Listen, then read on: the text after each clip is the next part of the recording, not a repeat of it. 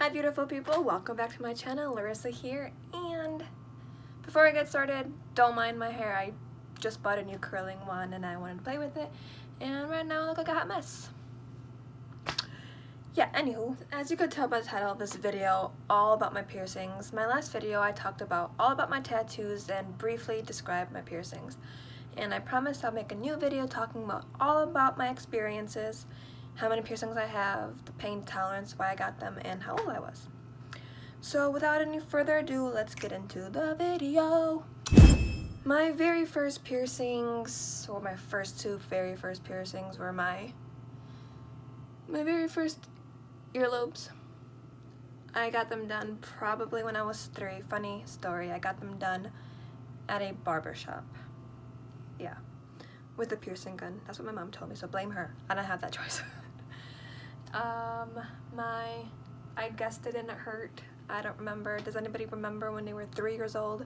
I don't remember what happened yesterday, I think.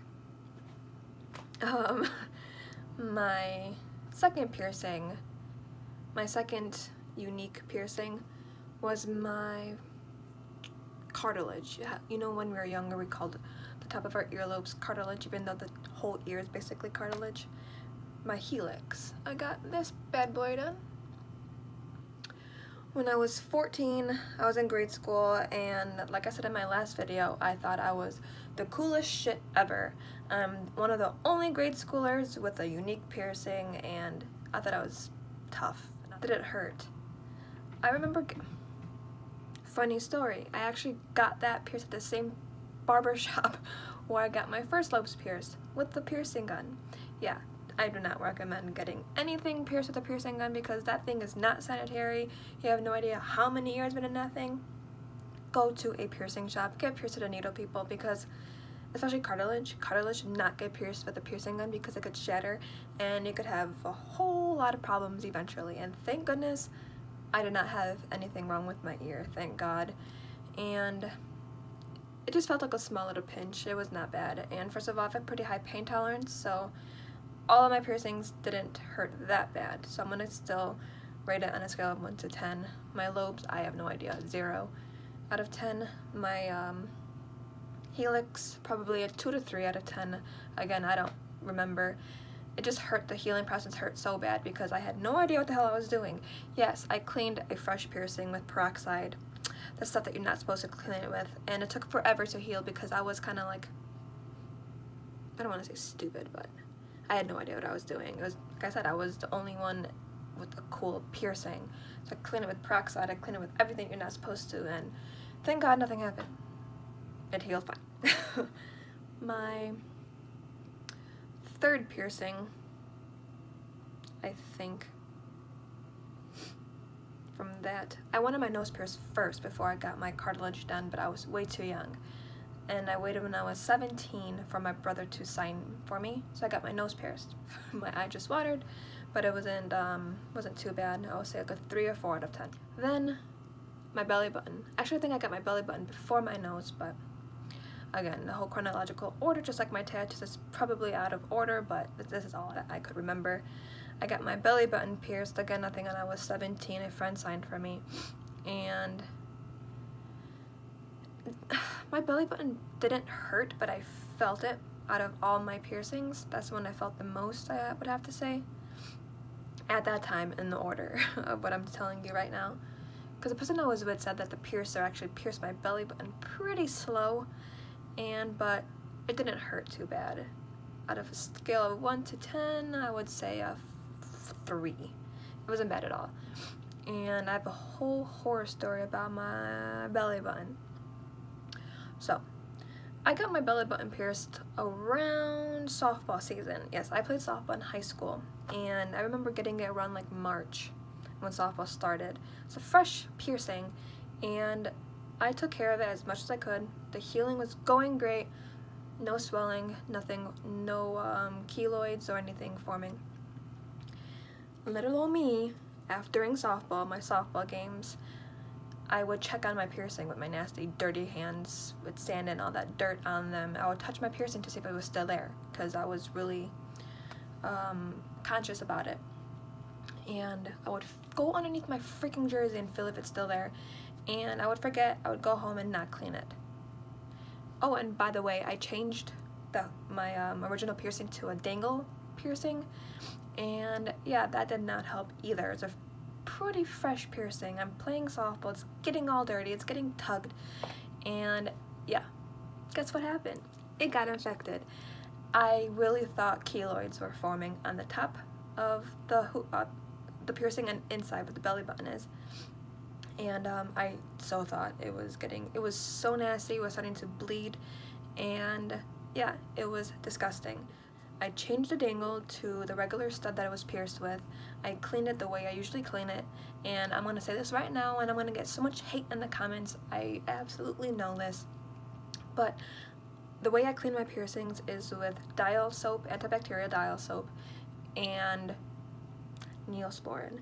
Yes, I use Neosporin in all of my piercings. I had no problem with it whatsoever. I don't do any sea salt solutions, any sea salt soaks, none of that jazz. I just used the dial soap and the Neosporin, and that's what I cleaned my infected belly button piercing with, and within a week or two, it healed beautifully. There's no residue of any scar tissue or whatnot, and thank the Lord that it healed perfectly fine, so I could change it to dangles with no issue. And yes, just with dial soap and Neosporin. And that's what my piercer even told me back then to clean it with, and that's what I stuck to, and that's what works for me. And oh, going back to my nose piercing, I also have a funny story about that. The date of when I got it pierced, sure, yeah, my nose is pretty tender, and I actually got pierced. Didn't get pierced, but when my piercer changed the needle to the actual piercing, it wasn't an L-shaped, it was a nose bone. And yeah, I know you're not really supposed to get a nose bone within a fresh piercing due to the risk of yanking it out, but here I am. That's the only one that they had with the clear diamond gem on top of the piercing, and that's what I wanted. I was like, it's fine, whatever, no big deal. So she put the nose bone in, went home, perfectly fine. My nose was a little sore. Everything was going great until the next day. I remember I was cooking food in my kitchen, and my nose itched. So here I am, give it a nice little scratch, and I'm like, what's that really weird sensation going down my nose? I look down, yeah, I ripped out my nose ring without even knowing. Blood pouring down my face. I'm like, oh my god, where the hell is my jewelry? Couldn't find it. I'm looking on the floor everywhere for it while my nose is bleeding. And I finally found it. I ran to the bathroom, put the sucker back in, and yeah, that was the only horror story that I had with that. I wouldn't recommend getting pierced or exchanging the needle with a nose bone because, like I said, it's prone to getting ripped out, and that's what happened to me. But other than any keloids or any scar tissue or any complications, that was the only freak story I had. So the whole healing process was beautiful, again with dial soap and Neosporin, and that was fine. Going back to pain tolerance, my nose probably hurt about on a scale of 1 to 10, a 3 or 4, because it's on the face, it's more sensitive. The belly button, probably again 3 or 4. It's not that bad. And that's for my nose and my belly button. My next piercing, so that was 1, 2, 3, 4, 5, 6, 7. 6, 7 would be my doubles. That was a spontaneous piercing. I was at the mall with my friend at the time, and I was like, yo, let's go to Claire's. I want my doubles pierced. Again, I'm telling you, I don't recommend getting your ears pierced with a piercing gun, because surprisingly, out of all my piercings, my doubles took the longest to heal and didn't feel like they wanted to heal. Don't use that nasty solution crap from Claire's either. Please, that does not do anything, and I don't even know what's in those bottles. I stopped using that, and I just went back to using dial soap and Neosporin, and the healing process went fine, but it took pretty long. I don't know why, maybe because of the piercing gun itself causing inflammation. I don't know. If I would get them redone, I would easily go to a piercing shop with a needle.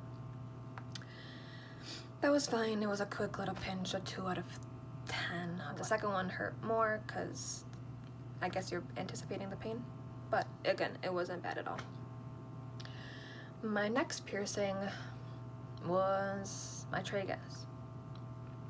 This little guy. Love it. It's one of my favorite piercings. I got it done, I don't remember, when I was 20. I don't remember the ages. And surprisingly, that was my easiest piercing. I went to my shop and I was like, can you pierce my tragus? I'm not sure if it's even big enough. He looked at it. Sure, no problem. Went in. I actually went with my another friend at the time. She wanted to get her belly button or her nose pierced. She wanted to get her nose pierced, yeah. And I got my tragus. I went first, and he did his thing, and I was like, cool, you pierce it? Yeah. It's like, you're done. I was like, the jewelry does everything. He's like, yeah, you're done. I was like, what? Because usually what I do, I look up piercing videos before I get my piercing done, and I've heard everywhere, or I looked at comments, oh my god, you hear a nasty big pop, or you hear the crack of the cartilage and where your tragus is. I heard absolutely nothing. And like I said, it was one of my easiest piercings, easiest healing as well. Just changing it the first time is kind of painful because it's in a really weird wonky area, and feeding the piercing through the inside of the ear was pretty tough. I had some trouble getting it through. I needed my mom to help me, and she couldn't even help get it through either. I finally did, and it swelled up a bit. It got pretty irritated, not infected, irritated, and it was starting to bleed a little bit, but completely normal, just changing a fresh new piercing. But other than that, it healed pretty easily and pretty quickly. Scale of 1 to 10, a 1. I honestly do not remember feeling any kind of pressure or pain in that area.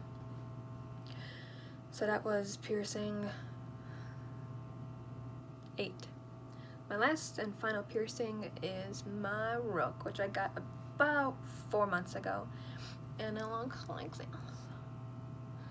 It's this little baby in there, and I got that a few months ago, and that was, I would have to say, my most painful piercing, but it was very tolerable.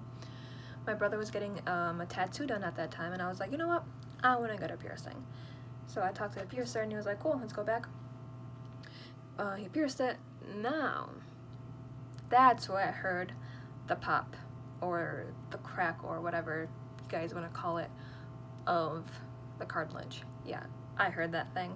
Not the most pleasant sensation, but again, it wasn't too bad. On a scale of 1 to 10, 5, 6. It was on the higher scale of the pain, but I absolutely love it. And again, out of all my piercings, this one's giving me the most problems. I've been getting a lot of flare-ups. I think a small little keloid is forming on top of the ball, and which sucks. When I say flare-ups, it gets inflamed, it gets red, it gets very itchy. A lot of crusties are forming on top of the bar. I'm not sure if you could see the nasty little red ball right there. That's the keloid. I'm pretty sure it's forming. My ear is so red right now. But yeah, again, I'm using my Dial soap and my Neosporin. I haven't used Neosporin within a few days. I put tea tree oil on it right now, so hopefully the keloid doesn't get any bigger. I do have a tendency and a problem sleeping on it constantly, so that's why it's irritating it more, but other than that, it's doing pretty well, I guess. I just really hope the keloid goes down, and yeah. Some people are prone to keloid, some people are not. That's the only one that I've been getting that keloid formation on it, but hopefully it goes away. If you guys know any tricks to get that little bump out the way, if I'm using the tea tree oil that you're gonna recommend, cool. I'll just keep up with that, but those are pretty much all of my piercings. I'm pretty sure I went through them. Hopefully I set out the pain scale, and oh yeah, I got all these piercings out of the blue because I just wanted them. I think they are really cute. They don't have any deep meanings like all my tattoos do, but they're fun story times. And I do plan on getting like 2 more maybe. I said in my last video I either want my my conch pierced here, or I want like a double helix. Not sure. We'll see how I feel after. If my rook wants to heal. If that heals fine, then maybe I'll get more. Or even like my triples. We'll see. I'm kind of tired of this whole cleaning, taking care of piercings type thing. If you like this video, if you like body modification just as much as I do, please feel free to subscribe, leave a comment down below, give this video a thumbs up please. And yeah, I'll see you guys in my next video. Take care. Love you.